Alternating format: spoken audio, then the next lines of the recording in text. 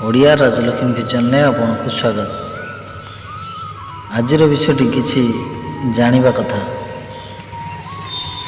ଟଙ୍କାରେ ବଡ଼ ଘର ହୋଇପାରେ, କିନ୍ତୁ ପରିବାରର ଆତ୍ମୀୟତା ନୁହେଁ। ଟଙ୍କାରେ ପାହାଡ଼ର ମିଳିପାରେ, କିନ୍ତୁ ପ୍ରାକୃତିକ ସୌନ୍ଦର୍ଯ୍ୟ ନୁହେଁ। ଜୀବନରେ ଟଙ୍କା ଆବଶ୍ୟକ, କିନ୍ତୁ ଟଙ୍କାରେ ସବୁକିଛି କରିହୁଏ ନାହିଁ। ଟଙ୍କାରେ ଆଡ଼ମ୍ବର ଜୀବନ ମିଳିପାରେ, କିନ୍ତୁ ଭଲ ସୁଖ ନୁହେଁ। ଟଙ୍କାରେ ସମ୍ମାନ କିଣା ଯାଇପାରେ, କିନ୍ତୁ ସମ୍ମାନ ପାଇବାକୁ ଭଲ ଆଚରଣ ଆବଶ୍ୟକ। ଟଙ୍କାରେ ମହଙ୍ଗା ଆଲୋକ କିଣା ଯାଇପାରେ, କିନ୍ତୁ ହୃଦୟର ଆଲୋକ ନୁହେଁ। ଟଙ୍କାରେ ମୂର୍ତ୍ତି ମିଳିପାରେ, କିନ୍ତୁ ଭକ୍ତି ନୁହେଁ।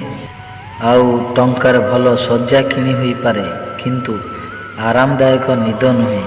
ଟଙ୍କାରେ ଖାଦ୍ୟ ମିଳିପାରେ, କିନ୍ତୁ ଭୋକର ସନ୍ତୁଷ୍ଟି ନୁହେଁ। ଟଙ୍କାରେ ଔଷଧ କିଣା ଯାଇପାରେ, କିନ୍ତୁ ସୁସ୍ଥ ସ୍ୱାସ୍ଥ୍ୟ ନୁହେଁ। ଟଙ୍କାରେ ବହି କିଣା ଯାଇପାରେ, କିନ୍ତୁ ଜ୍ଞାନ ନୁହେଁ। ଏବଂ ଟଙ୍କାରେ ଚାକର ମିଳିପାରେ, କିନ୍ତୁ ସେବା ଭାବ ନୁହେଁ। ଟଙ୍କା ହେଉଛି ଜୀବନର ଏକ ଯାତ୍ରା ସାଥୀ, କିନ୍ତୁ ଜୀବନର ଶେଷ ଲକ୍ଷ୍ୟ କେବେ ବି ଟଙ୍କା ନୁହେଁ। ଭିଡ଼ିଓଟି ଭଲ ଲାଗିଥିଲେ ନିଶ୍ଚୟ ଗୋଟିଏ ସେୟାର କରିବେ।